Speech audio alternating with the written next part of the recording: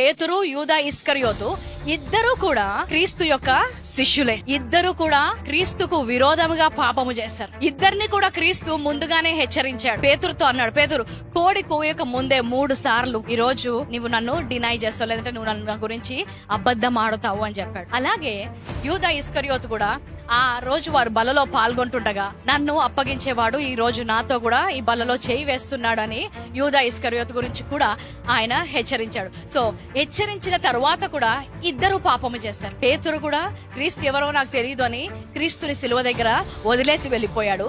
యూదా ఇస్కరియోతు క్రీస్తును 30 నాణాల కోసము ఆయన అమ్మేశాడు.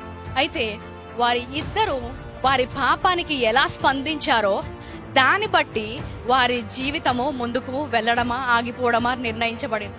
పేతురు గట్టిగా ఏడ్చినట్టు మనం వాక్యంలో చూస్తాం.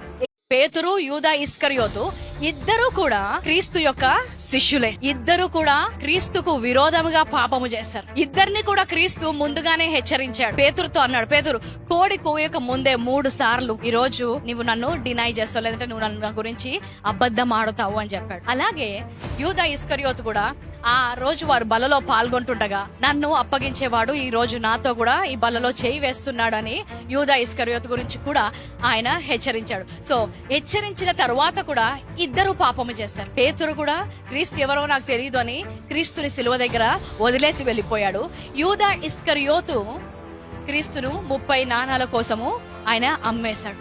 అయితే వారి ఇద్దరు వారి పాపానికి ఎలా స్పందించారో దాన్ని బట్టి వారి జీవితము ముందుకు వెళ్ళడమా ఆగిపోవడమా నిర్ణయించబడింది. పేతురు గట్టిగా ఏడ్చినట్టు మనం వాక్యంలో చూస్తాం. ఏడ్చాడు.